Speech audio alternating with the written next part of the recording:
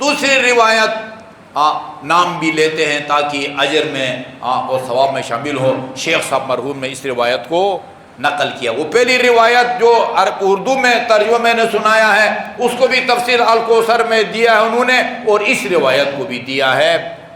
ان اللہ خلق الانبیاء من اشجار شتى.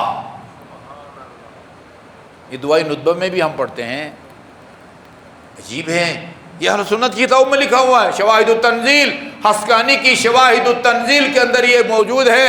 ان اللہ خلق الانبیاء من اشجار شتى وخلقت انا وعلی من شجر واحدہ. اللہ تعالیٰ نے تمام انبیاء کو مختلف درختوں سے پیدا کیا ہے, مجھے اور علی کو ایک درخت سے پیدا کیا ہے. خلقت انا وعلی من شجرۃ واحدہ. اچھا, یہ باریک لغوی فرق بھی سمجھیں. عربی میں شجرتن ایک درخت کو کہتے ہیں. شجر تے کے گول تے کے بغیر درختوں کو کہا جاتا ہے. جس طرح تمرتن ایک کھجور کا دانہ, تمر کھجوریں, تمر کھجوروں کے معنی میں ہے, تمرتن ایک کھجور ہے. شجرن درخت, بہت سارے درخت, اور شجرتن ایک درخت. اسی لیے فرمایا ان اللہ خلق الانبیاء من اشجار شتى. اللہ تعالیٰ نے تمام انبیاء کو مختلف درختوں سے پیدا کیا ہے. فلاں نبی کو فلاں درخت سے, فلاں نبی کو فلاں درخت سے. اب یہ خود ایک متشابہ ہے, اس کا کیا مطلب ہے وہ اپنے مقام پر اس کو بیان ہونا چاہیے. بھئی نبی کو درخت سے پیدا کرنے کے کیا مطلب ہے؟ یہ کوئی پھل ہے, آم ہے, امرود ہے, کیا مطلب ہے اس کا؟ لیکن مجھے اور علی کو ایک درخت سے پیدا کیا ہے, اور بعد میں ہے مجھے اور علی کو اللہ نے ایک نور سے پیدا کیا ہے. جی, بعد میں ایک درخت سے اور بعد میں ایک نور سے. اچھا جی, فانا اصلها وعلی فرعها. وہ جو درخت ہے نا, تشبیہ دی ہے رسول خدا نے. اس درخت کی جڑ سمجھیں کہیں یا تنا وہ میں ہوں, وعلی فرعها, اور علی اس درخت کی شاخیں ہیں, شاخ. اور والحسن والحسین ثمرتها, اور حسن اور حسین اس درخت کے پھل ہیں. اور واشیاؤنا اوراقنا, اور ہمارے جو شیعہ ہیں نا وہ اس درخت کے پتے ہیں. جی, میں اس جڑ کی اصل ہوں, جڑ کہیں یا تنا ہوں. علی فرع ہے, شاخ ہے. حسن اور حسین اس پھل کے درخت ہیں. واشیاؤنا اوراقها, اور ہمارے جو شیعہ ہیں اس درخت کے ورق ہیں.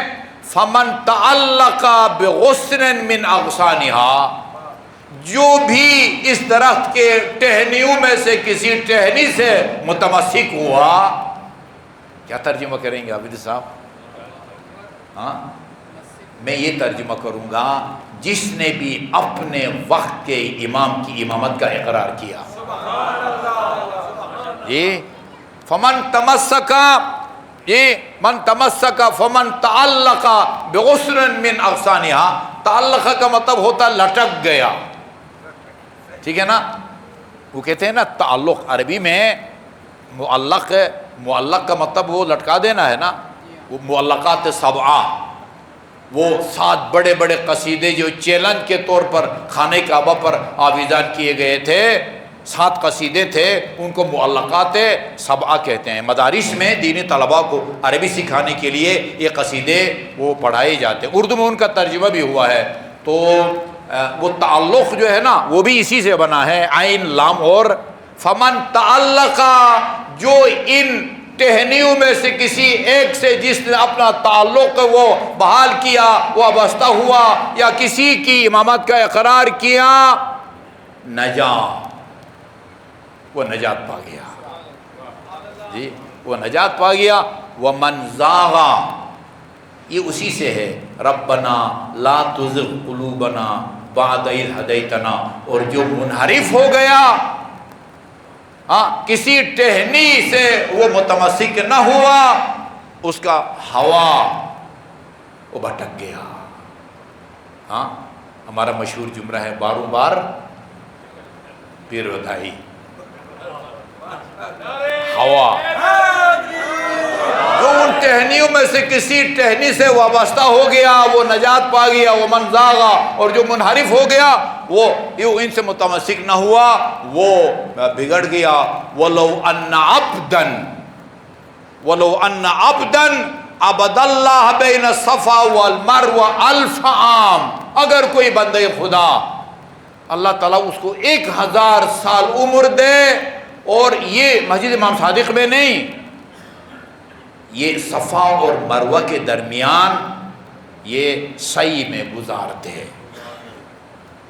صفا اور مروہ کے درمیان سعی اس کی الگ کوئی حیثیت نہیں ہے، طواف کی صرف طواف کی اپنی الگ حیثیت ہے، پورا عمرہ نہیں کرتے، پورا حج نہیں کرتے، صرف بیت اللہ کے 7 چکر لگاتے، بلکہ 1-2 چکر بھی جو ہے نا مستحب ہے، لیکن سعی اس کی الگ سے کوئی حیثیت نہیں ہے۔ حج کے بغیر، عمرہ کے بغیر، صفا سے مروہ، مروہ سے صفا، صفا سے مروہ، مروہ سے صفا، اس کی کوئی شرعی حیثیت نہیں ہے، ورزش ہوگی لیکن کوئی ثواب نہیں ملے گا، ٹھیک ہے نا جی؟ ہاں، اور وہ مراد اس کی یہ ہے کہ صفا اور مروہ کے درمیان عبادت میں گزارے 1000 عام، 1000 سال، اور حتی یسیر کالشن البالی، یہاں تک کہ ایک گھر کے اندر کی بوسیدہ جو ہے نا وہ چٹائی کی طرح ہو جائے، نمازیں پڑھ پڑھ کے عبادت پر کر کے، ثم لم یدرک محبتنا، لیکن اس کا دل ہم اہل بیت سے محبت سے خالی ہو، اکبہ اللہ علی منقرہ فی النار، اللہ تعالیٰ اس کو منہ کے بل آتش جہنم میں گرائے گا۔ یہ منقرہ یہ ناک کے دونوں سوراخوں کو کہتے ہیں، جس کو نتھنے کہتے ہیں نا، لیکن ہم یہ ترجمہ نہیں کرتے، ہم منہ کے بل کر دیتے ہیں۔ میں نے آج کر دیا ہے تاکہ آپ کو اس لفظ کا معنی بھی معلوم ہو۔ اکبہ اللہ علی منخرہ ہے، اب نہ معلوم یہ معصوم نے یہ منخرہ کا لفظ کیوں استعمال کیا ہے، مراد وہی ہے کہ منہ کے بل آتا جہنم میں گرائے گا۔ ثم تلا قل لا اسألکم علیہ اجرا الا المودۃ فی القربى، اتنا کچھ بیان کرنے کے بعد فرمائی یہ سب کچھ یہ سورہ شورى کی آیت نمبر 23 یعنی آیے مودت کی روشنی میں تمہیں بتا رہا ہوں۔ قرآن کا غلط ترجمہ کرنا ناقابل بخشش جرم ہے، ناقابل بخشش جرم۔ حدیث رسول کا غلط ترجمہ کرنا یہ بھی ناقابل بخشش جرم ہے۔ آزما لیا ہے میں نے قریب سے کہ جو اپنا بنا ہوا عقیدہ ہے قرآن آیات کا ترجمہ ان کی روشنی میں کیا جاتا ہے۔ حق یہ ہے، اصول یہ ہے کہ اپنا عقیدہ قرآن آیات کی روشنی میں بناؤ، یہ نہیں کہ اپنے اسلاف سے جو ملا ہے عقیدہ جی وہ اس کو جو ہے نا قرآن آیات کو اس کو روشنی میں ڈھالنے کی کوشش کرو۔ ایک بار تو محمد اور آل محمد پر درود بھیجیں۔